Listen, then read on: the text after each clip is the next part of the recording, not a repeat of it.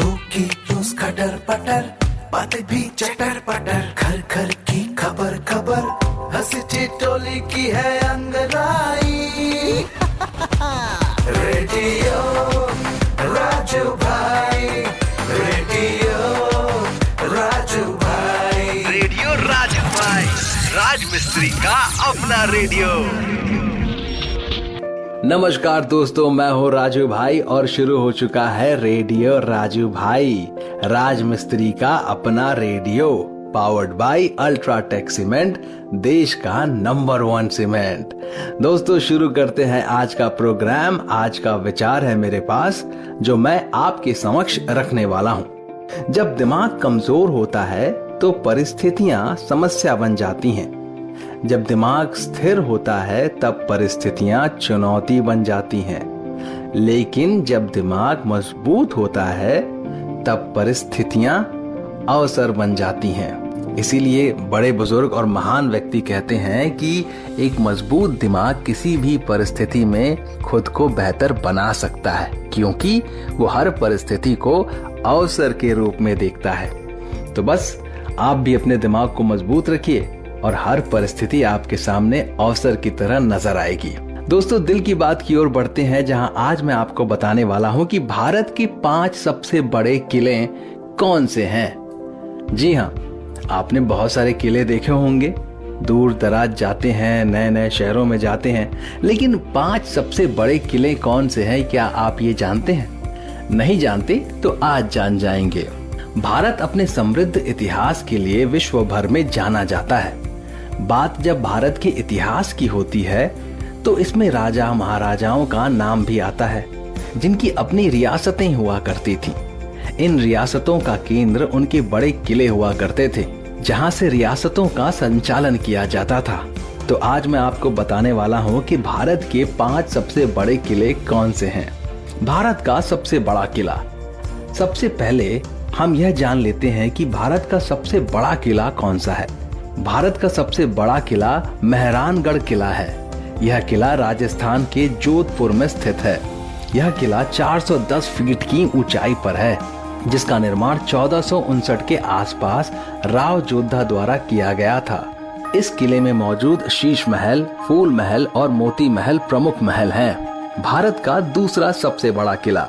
भारत का दूसरा सबसे बड़ा किला दिल्ली का लाल किला है, जिसका निर्माण 17वीं शताब्दी का है। यह किला 254 एकड़ में फैला हुआ है। यहाँ फारसी और भारतीय कला का अद्भुत नजारा देखने को मिलता है। यह दीवाने खास, दीवाने आम, मोती मस्जिद और नहर ए बहिशत है। भारत का तीसरा सबसे बड़ा किला। भारत के तीसरे सबसे बड़े किले की बात करें तो ग्वालियर का किला प्रमुख किलों में आता है।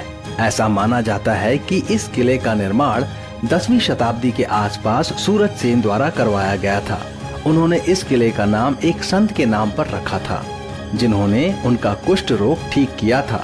हालांकि बाद में यहाँ हुणा, तोमर, मुगल और मराठों ने शासन किया। भारत का चौथा सबसे बड़ा किला। भारत के चौथे सबसे बड़े किले की बात करें तो यह गोलकुंडा किला है, जो कि हैदराबाद में स्थित है। इस किले की बनावट लोगों को आकर्षित करती है। इस किले के प्रवेश द्वार पर ताली बजाने से ही पूरे किले में मौजूद सैनिकों को सतर्क कर दिया जाता था। भारत का 5वां सबसे बड़ा किला। भारत के 5वें सबसे बड़े किले की बात करें तो यह राजस्थान का जैसलमेर किला है। इस किले का निर्माण राव जयसेल द्वारा 1156 में कराया गया था। सूरज की किरणें पड़ने पर यह किला चमकता है, जिससे इसे सोनार का किला भी कहा जाता है। किले के 4 प्रवेश द्वार हैं, जिनमें से एक द्वार पर बड़ी तोप देखने को मिलती है। तो दोस्तों ये है भारत के 5 सबसे बड़े किले। अगर आपने इन 5 को देखा है तब तो मैं आपको यहीं से बैठे बैठे सलाम करता हूँ, और अगर नहीं देखा है तो मैं उम्मीद करूंगा कि आप बहुत जल्दी घूमने फिरने जाएंगे तो इन किलों को देखकर मन को तसल्ली कर पाएंगे। आगे बढ़ते हैं दोस्तों, अब कहानी सुनाने वाला हूं मैं आपको, लेकिन उससे पहले अपने सारे राजमिस्त्री भाइयों से एक बात कहना चाहूंगा, आपको एक बात याद दिलाना चाहूंगा, और वो बात ये है मेरे राजमिस्त्री भाइयों, केवल अल्ट्राटेक सीमेंट का ही इस्तेमाल करें, क्योंकि अच्छा काम तो अच्छा नाम। दोस्तों अब समय हो चला है कि मैं आपको एक कहानी सुनाऊं। एक समय की बात है, एक छोटे से गांव में जहां सुख शांति के साथ हरियाली बसी हुई थी, इस गांव का एक छोटा सा बच्चा था जिसका नाम नील था। नील गांव का सबसे प्रिय बच्चा था। उसकी मुस्कान सभी को बहुत प्रभावित करती थी और उसके साथ रहने वाले सभी बच्चे उसके साथ खेलने के लिए बहुत उत्साहित रहते थे। एक दिन गांव के बड़े मंदिर में एक पुराना पुस्तक छिपा हुआ मिला। नील ने वह पुस्तक उठाई और देखा कि यह जादुई पुस्तक थी। इस पुस्तक में अनगिनत जादुई शक्तियों का वर्णन था जो उसे किसी भी चीज को बना सकती थी। नील का दिल धड़क उठा। उसने तय किया कि वह इस जादुई पुस्तक का उपयोग करके गांव को और भी सुंदर बनाएगा।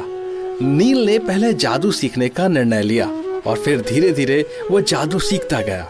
उसने एक दिन एक छोटे से पौधे को बड़ा और हरित बना दिया, जिसे देखकर सभी गांव वाले चौंक गए। नील के जादू ने गांव को एक नए जीवन की ऊंचाइयों तक पहुंचा दिया। नील के जादू के कारण गांव का वातावरण और भी मित्रता भरा हो गया।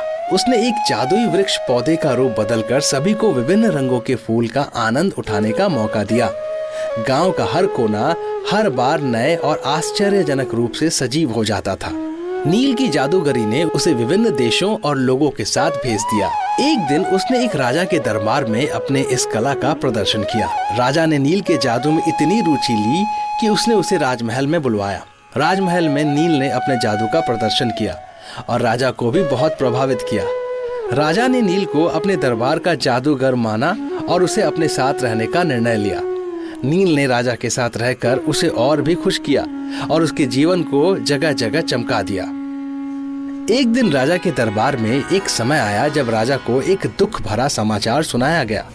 राजा की रानी बीमार थी और कोई भी चिकित्सक उसकी बीमारी का सही इलाज नहीं कर पा रहा था। राजा ने नील से बोला, क्या तुम मेरी रानी को ठीक कर सकते हो? नील ने नम्रता से कहा, हाँ, और रानी के पास जाकर उसकी बीमारी का कारण जानने के लिए अपनी जादूगरी का उपयोग किया। उसने देखा कि रानी की बीमारी एक जादुई अस्त्र के प्रभाव से हुई थी।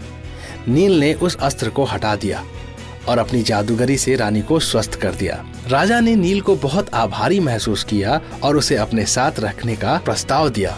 नील ने राजा की बात पूरी करने के लिए राजा की सेवा में रहने का निर्णय लिया, लेकिन वह हमेशा अपने गांव का स्मरण करता रहता था।